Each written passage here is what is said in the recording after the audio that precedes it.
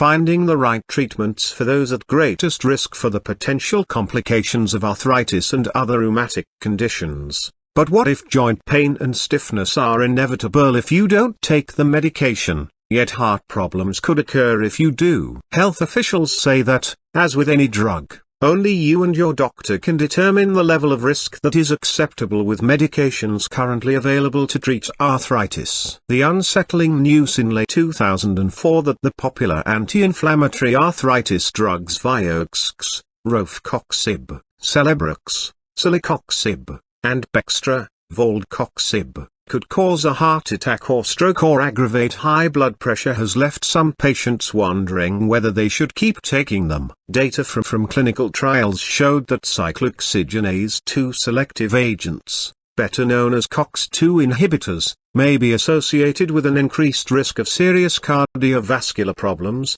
especially when used in high doses or for long periods in patients with existing cardiovascular disease, or in very high-risk situations, such as immediately after heart surgery. COX2 inhibitors are the newest subset of non-steroidal anti-inflammatory drugs, NSAIDs. COX2 inhibitors were developed specifically to decrease the well-recognized gastric side effects and intolerance associated with the use of some NSAIDs. Traditional NSAIDs, such as aspirin or ibuprofen, act by blocking the production of a family of chemicals known as prostaglandins, which are not only important in the development of inflammation, but also play an important role in maintaining the integrity of the stomach lining. At least two enzymes are involved in this inflammation, namely cyclooxygenase 1, COX1, and cyclooxygenase 2, COX2. Traditional NSAIDs inhibit both COX1 and COX2. Unfortunately,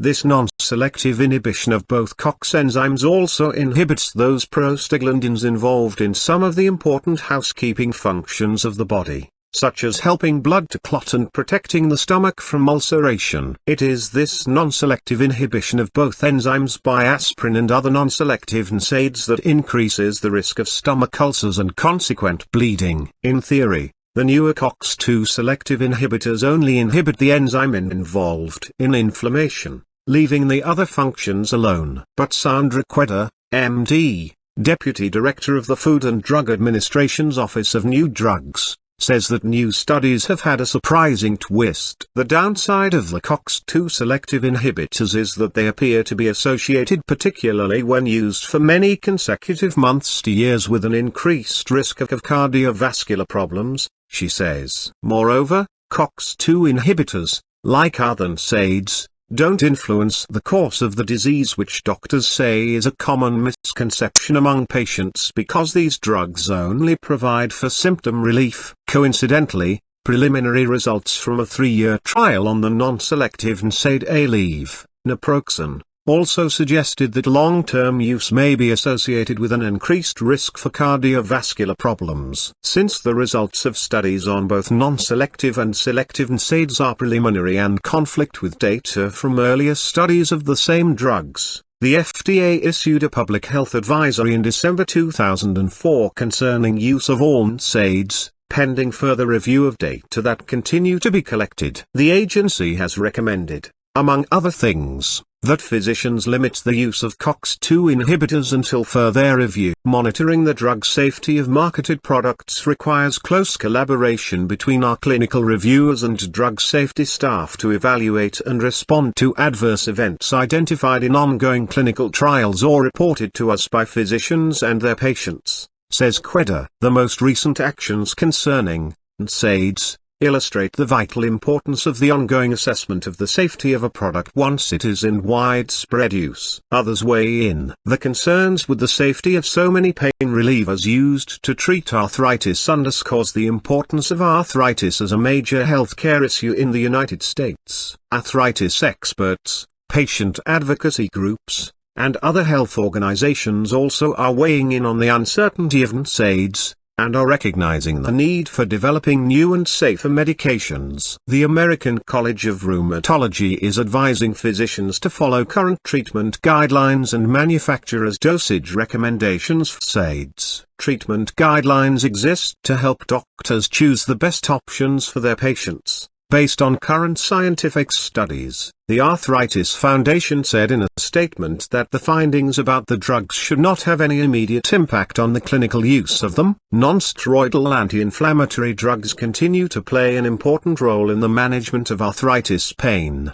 says John H. Klippel, MD, President and CEO of the Arthritis Foundation. Patients who derive benefit from these drugs should remain on their treatment regimen, and discuss concerns with their physicians, he says. But Charles A. Barbara, MD, a rheumatologist and associate professor of medicine at the University of Massachusetts Medical School in Worcester, Mass., says that he has prescribed COX inhibitors cautiously in older people or those with cardiovascular or renal disease ever since early clinical studies discovered a possible risk in this patient population. I'm not always willing to take a risk with my patients, because we clearly don't have a complete understanding of all the potential clinical issues associated with use of these drugs, he says. Even before the controversy, Barbara notes that the long-term effects of COX2 agents were unknown. Besides, he says, there are other treatment options available that are equally effective. There are so many wonderful things happening with respect to current therapies of arthritis,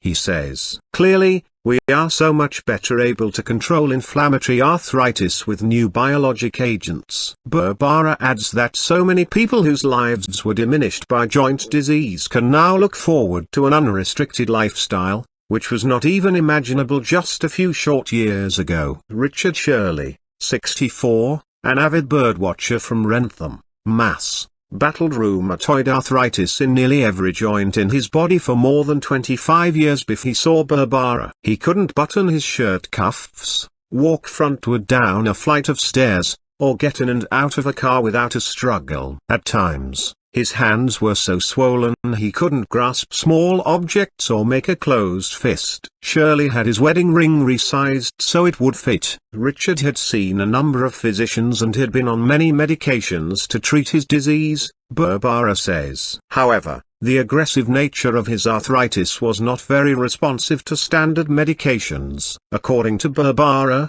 X-rays of Shirley also showed evidence of joint destruction. Dr. Barbara has a zero tolerance for hot and inflamed joints, Shirley says, because that's when the damage is done. Shirley also believes, from his own experience, that each person needs to work with his or her physician to find the appropriate medicine for him. A new biologic product made the difference. Finding the right treatments for those at greatest risk for the potential complications of arthritis and other rheumatic conditions, Barbara says, helpfully will lessen the burden of this disease, not only in the United States, but for the entire world.